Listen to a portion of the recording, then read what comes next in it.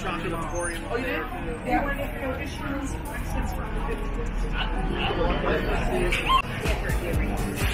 Right here, I think. Oh, like that. Yeah, the buffalo. Yeah. All right. Thanks. All right.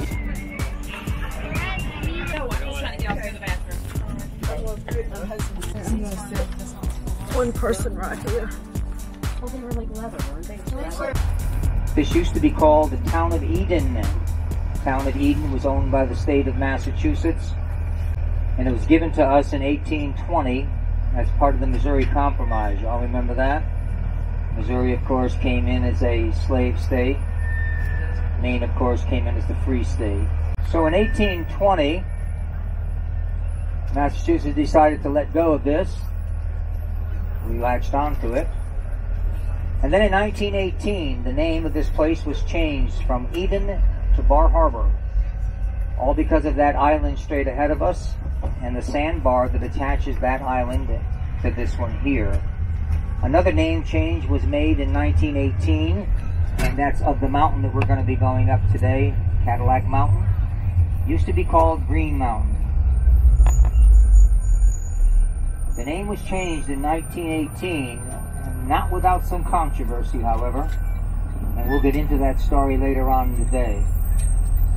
So straight ahead of us, Bar Island originally belonged to the Rodick family. They eventually sold that island to a gentleman by the name of Edward Stotesbury from Philadelphia. Edward Stotesbury was the senior partner to J.P. Morgan and also the owner of the Drexel Company. He in turn sold the island to Jack Perkins, NBC newscaster for many, many years, who then sold the island to the Acadia National Park. It is the only piece of property in this national park that was purchased by the United States government. This national park is extremely unique. It is made up primarily of donated land. Keep that in mind.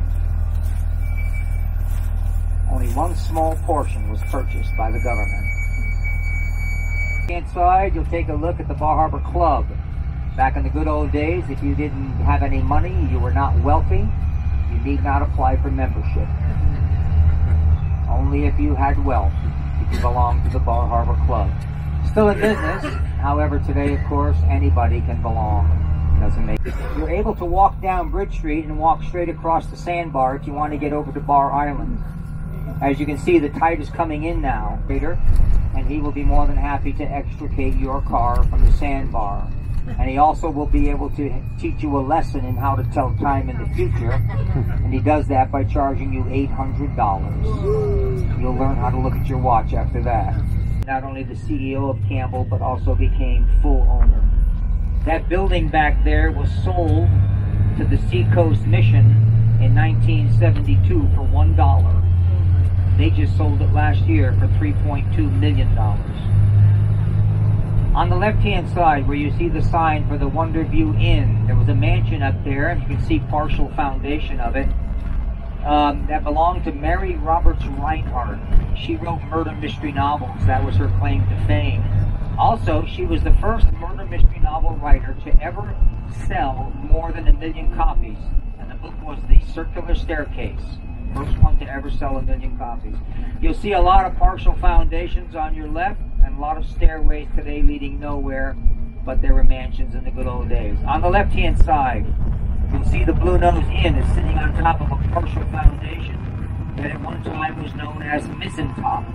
Mizentop was owned by the son of Henry Morgenthau, one of our secretaries of the Treasury of these United States.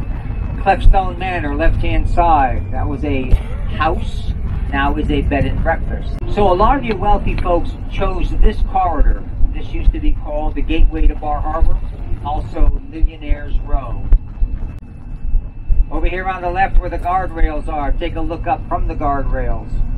You'll see a triple arched pink granite bridge. There are 17 bridges on the island. 16 were built by John D. Rockefeller Jr.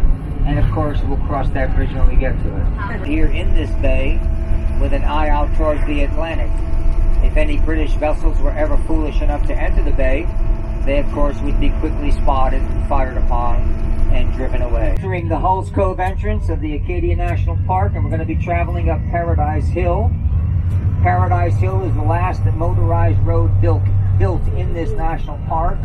We give credit for the building of this to John D. Rockefeller Jr., even though he had nothing to do with it. It's an addendum to his other roads. Over here is the Visitor Center. Visitor Center, you can park your automobile if you care to do so. Up as far as last year, you could go up to the building and watch a beautifully done movie narrated by Jack Perkins. Give you a little insight as to how the area was formed and early life here in the 1800s in Bar Harbor. But they're not showing that. Granite. They gave a nickname to these coping stones. The nickname, of course, is Rockefeller's Teeth. Folks, I'm sure, think that because you're in Maine, everybody was a fisherman and a lobsterman. Not so. People made money here by cutting and selling granite.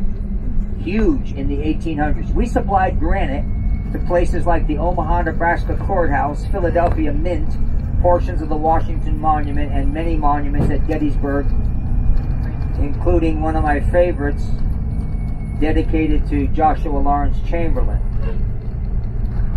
Even the Cathedral of Notre Dame. You know, the Cathedral of Notre Dame was getting quite old in the 1800s. Needed to have some restore all of the available men that were here. Lobsters were out in the ocean, yeah. They were crawling all over each other, 5 and 6 foot deep, all on top of each other. We took them out of the water, ground them up, and used them as fertilizer. Here's the bridge I showed you from down below. This is the only bridge built by the Parks Department. All the rest built by Rockefeller. You know, in those days, if you were poor, you ate lobster. If you were in prison, you ate lobster. But if you had money, you didn't eat lobster at all. It was easy to tell the rich folks from the poor folks. All you had to do was check the lunch pail of the children that went to school. If a kid came to school with a peanut butter and jelly sandwich, he was from a rich family. If he came to school with a lobster sandwich, he was poor. My, how things have changed. As the story is told, a firefighter is turning up a shovel full of smoldering peat from the bog. Along comes a gust of wind. This to the left is Champlain Mountain. The mountain in the center is Dorr Mountain. The mountain on the right is Cadillac Mountain. Each mountain named for a particular individual who had either something to do with this island or the Acadia National Park. Now, to get back to the fire, how you folks can tell exactly where the fire was and where it was not is simply by looking at the trees. Anytime you see hardwood trees, trees with leaves, deciduous trees, that's where the fire was. Anytime you see conifers, fir trees, evergreens, Christmas trees, if you will, these are the trees that were here from the beginning of time, I guess, and no fire in that area. So you're going to see a lot of hardwoods until we get to Thunder Hole, and then after that you will see nothing but softwoods, because at that point the fire finally blew itself out into the Atlantic Ocean. And by the way, the wind, which was so harmful during that fire, actually was the savior of Bar Harbor, because as the fire was about to devour Bar Harbor, the winds shifted and took the fire away. So we're going to start our climb of Cadillac Mountain, and we're going to be on a road that was built by John D. Rockefeller Jr. In fact, all of our journey today, while we're in the national park, will be on Rockefeller's Loop Road. I always find that quite ironic. His father started Standard Oil. You'd think he would embrace the automobile. He did not. In fact, he was responsible for keeping automobiles out of Bar Harbor until 1913 and keeping them out of the national park until 1932. I want you to look to the left-hand side, and what you're going to see, you're going to see an island to the right of the cruise ship. You're going to notice that there's a stone wall that goes from where we are over to that island. So look to your left-hand side. See the wall coming up from the ocean? Over to that little island. Many people think it's a walkway. It's not. What it is a breakwater. Breakwater put there all because of J.P. Morgan. Between the two mountains over there we ended up with a fjord. The only other place that you have a fjord in the continental United States today is at Puget Sound in the state of Washington. Those of you on the left, don't worry, you'll get your opportunity as we start coming down the mountain. This you don't want to miss, folks. This is probably the highlight of the tour today. This is our version of Niagara Falls. Look at that, huh? Is that awesome or what? That's unbelievable. Wow. You know, we used to be the #1 producer of wild low bush blueberries. That honor was taken away from us by the state of Washington. I sort of got a little bit perturbed about that because, you know, our blueberries here are very tender, very sweet. And I also found out, yeah, maybe they could sell more blueberries than we have here, but there's something we have they don't have. And that is simply that no blueberries from the state of Maine are cultivated. Every blueberry you buy from the state of Maine is a wild, low bush blueberry. None are cultivated. Down below us on the left-hand side, Kobo Valley Golf Course, 8th oldest golf course in the nation. Before it started life as a golf course, it was a casino. You could go there and play the roulette wheels, card tables, and dice tables. Some of the members of Kobo were names like Edsel Ford, J.P. Morgan, Joseph Pulitzer, the Astor family, New York Kennedys, and even one of our presidents of these United States, a gentleman by the name of William Howard Taft. He had a first name of Thomas. Everybody knows Thomas Jefferson. Not too many people know the other Thomas. Anybody know who he was? And no fair Googling. Two presidents.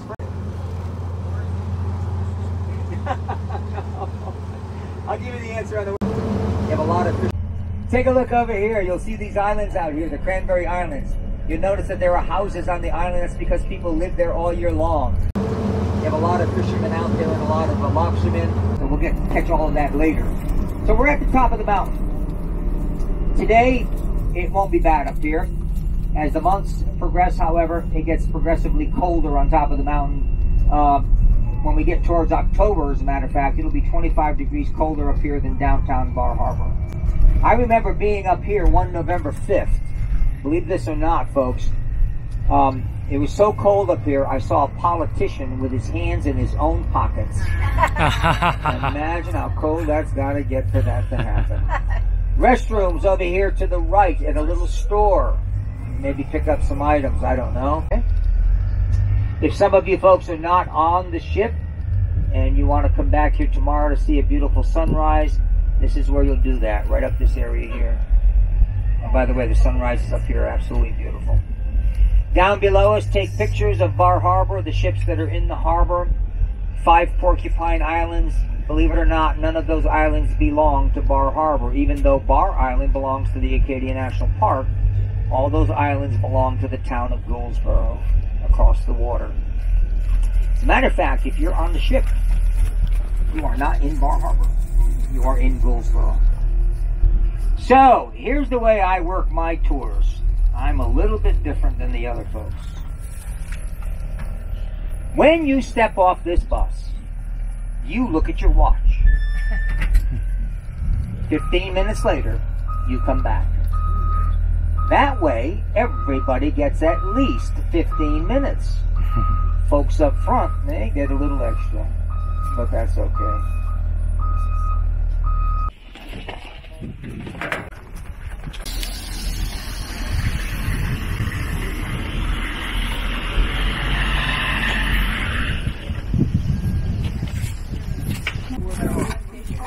Oh, let's just go over here and take pictures.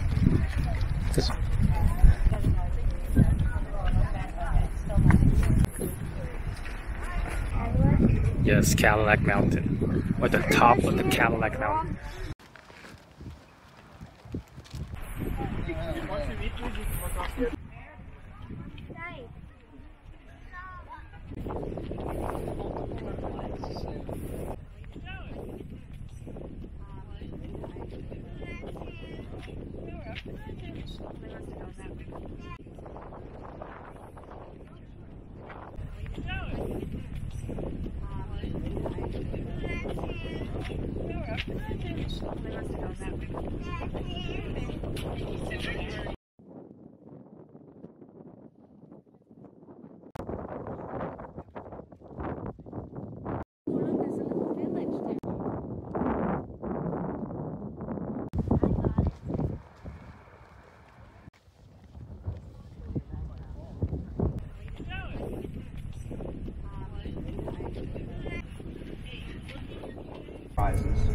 This is the first place in the continental United States that you will see the sunrise.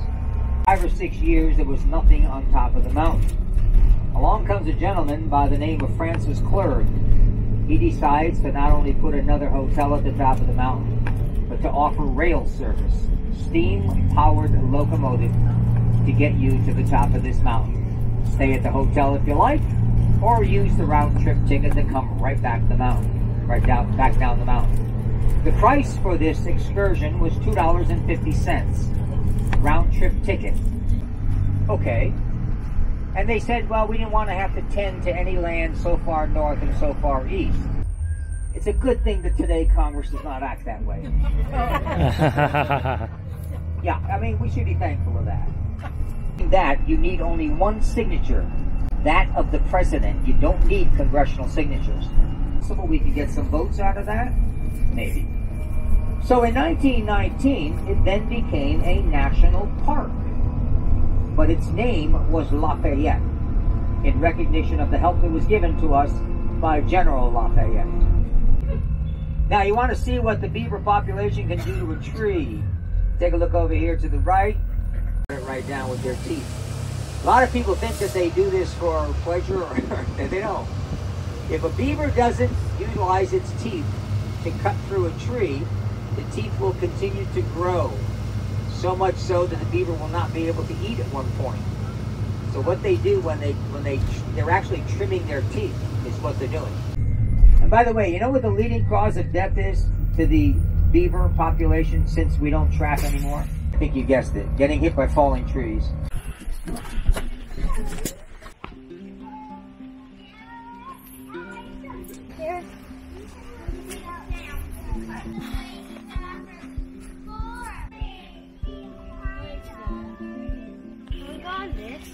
Yeah.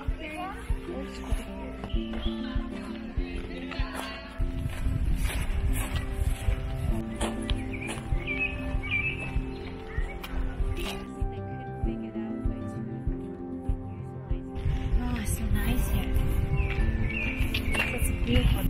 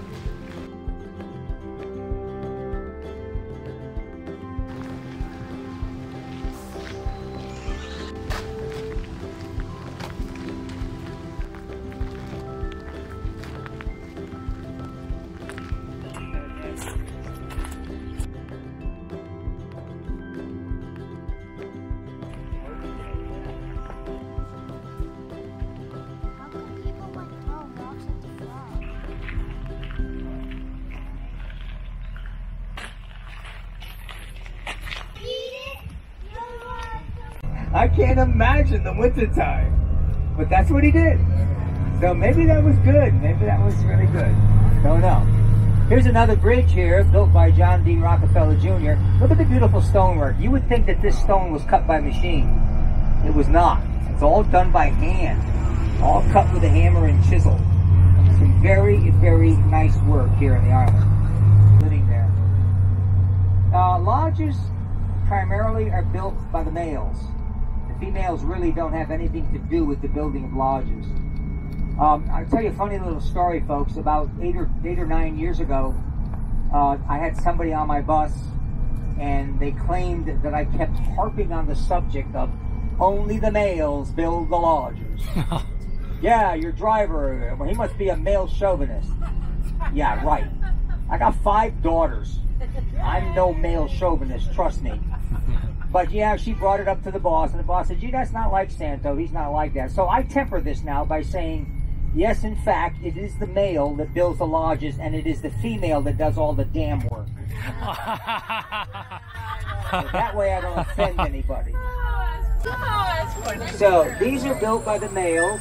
As you can see, the one closest to us, that is occupied. The entrance of the house there. It's all around. Decided to dive down and come up on the inside of a beaver lodge. Pass by, they should be wearing the same perfume my mother did. And it brings. And females build these to protect their babies. Primarily, that's what they build them for. It takes them a while. It'll probably take a month or so, but they'll finally get that blocked up. It's called Jackson Laboratory.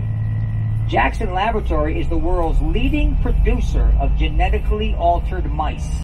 Over 350,000 mice are in that facility right now. They sell millions of them in a year. Millions. Ranging in price from $5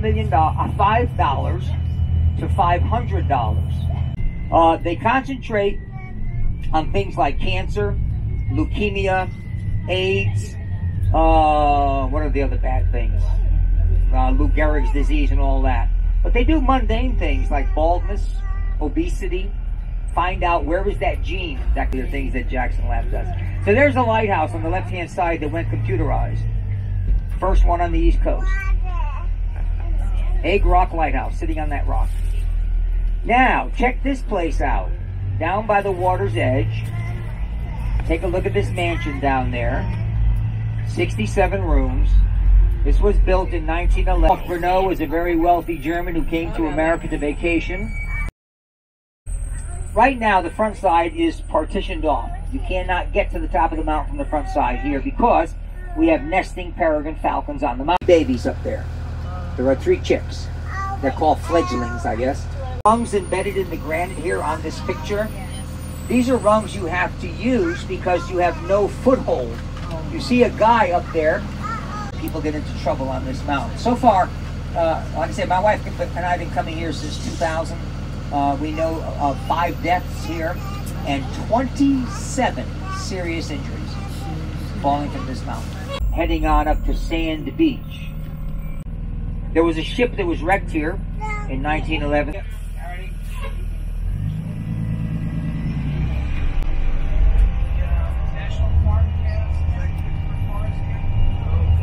The National Park Pass, if you have one, yes. It's good in any national park. House rules. If you've seen the Cider House rules, you've already seen Sand Beach. So this is it. Notice the green as it goes close to shore. All caused by shells. There's always somebody in the water, but I've always noticed that people in the water are young. Yeah. Why is that? Is that it? They're also very young.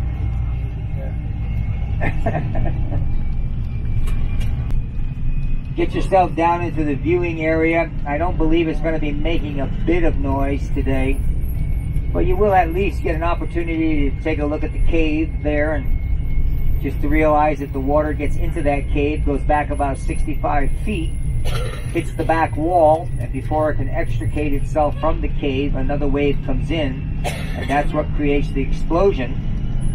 And it does, in fact, sound like thunder. And on a good day, it'll throw water up over the rock that you will see down there. The rock is about, I'm going to say about 25, 30 feet high. It will throw water over that rock, and you come here in November, when Florida, or October, November, when Florida has some storms, remember that's the same ocean. You come up here, and you will see water come up over this road. Now, you know, not the wave itself, but when it splashes against the rocks, it'll come up here on the road.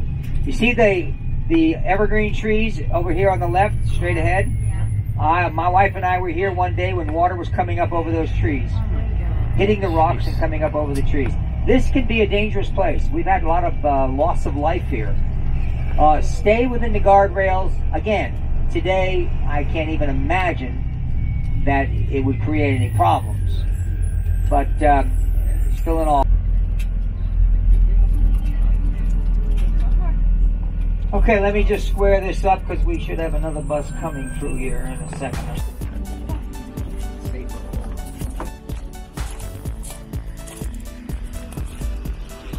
Thunderhole. On the streets by the pier. Going in and out, from going to the waterway. It's all about the sound. Along the way. Now this flower. 10 minutes. Whoa. Where the rocks over there. Yeah.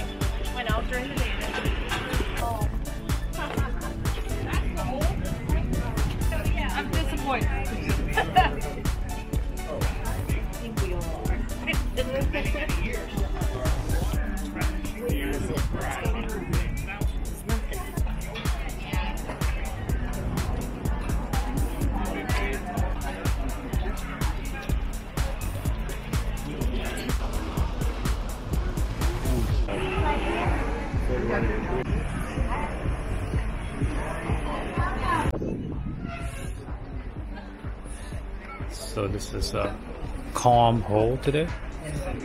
Very calm.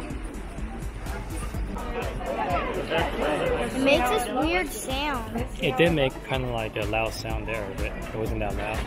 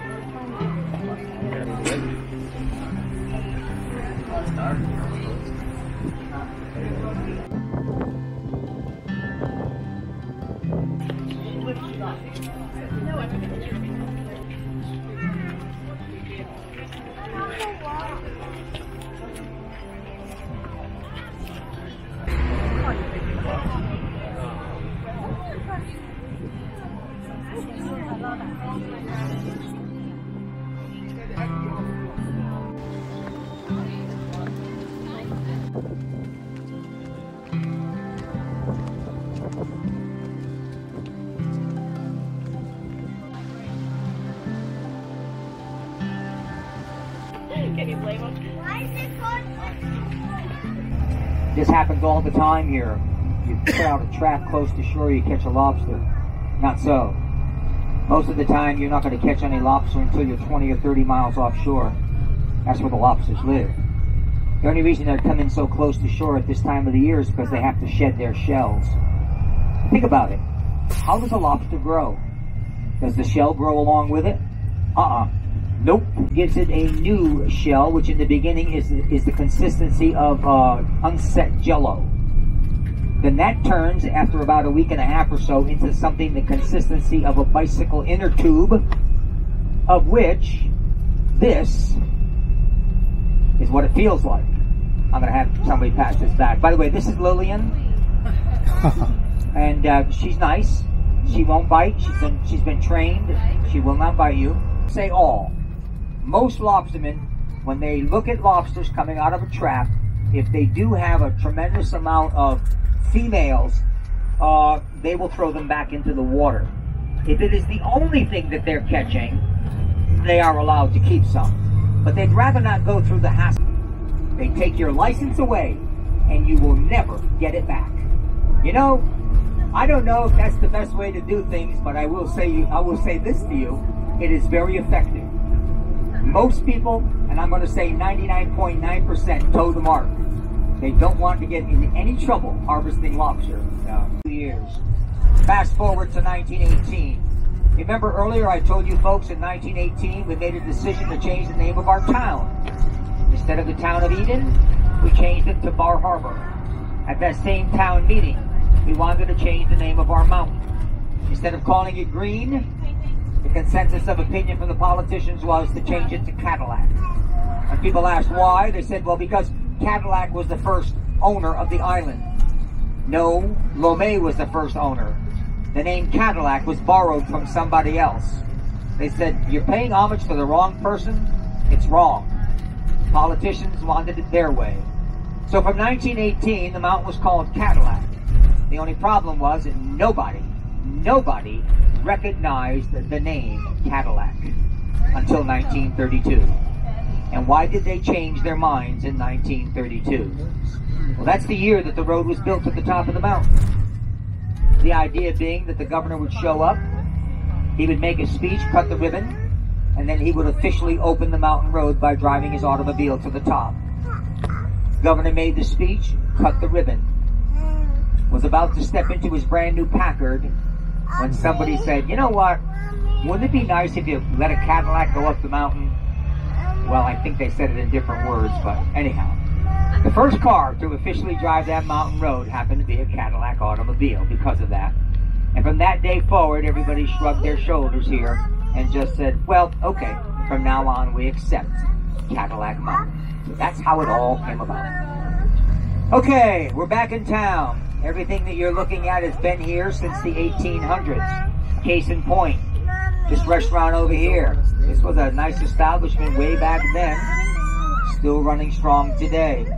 Our village green up here on the left-hand side, this is where the Boston Symphony would perform every single summer. Too bad we still can't have that. Too bad.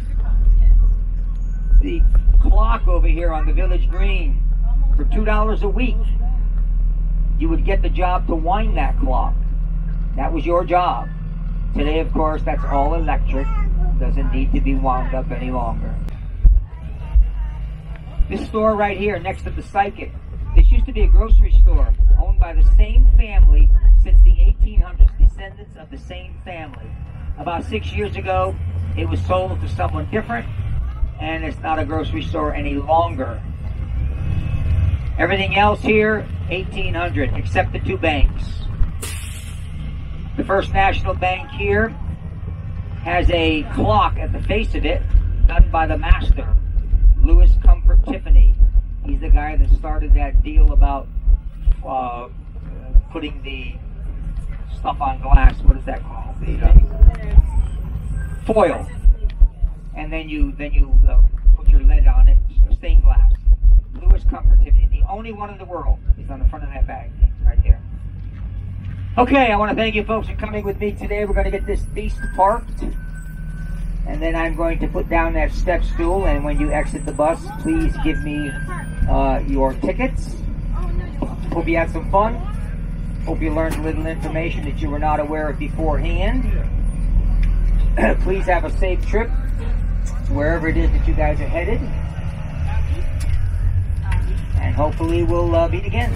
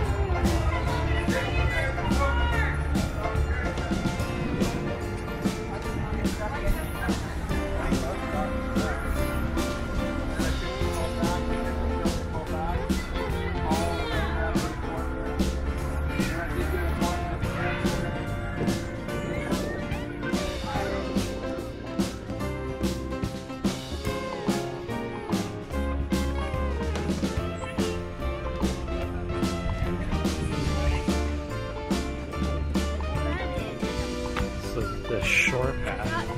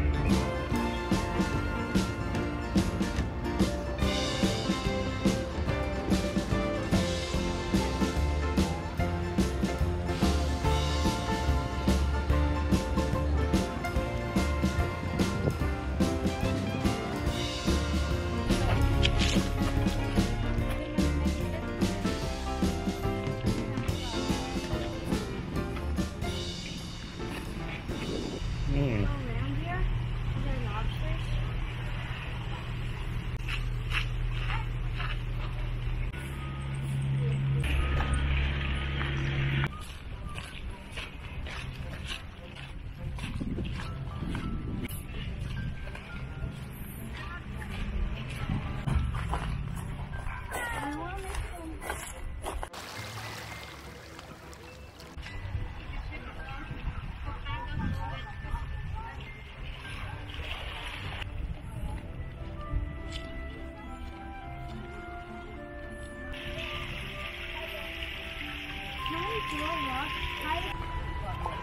Show me this one.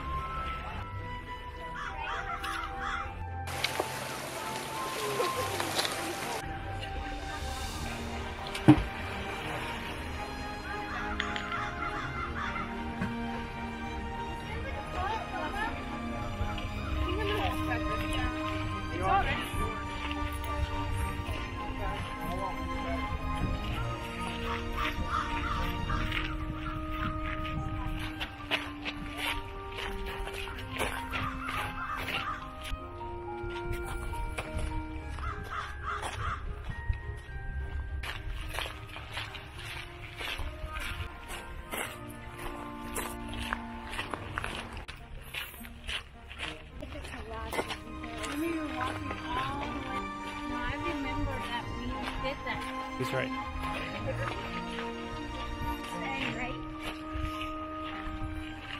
Wow. Oh, it's for sale too. Got a couple $1,000,000.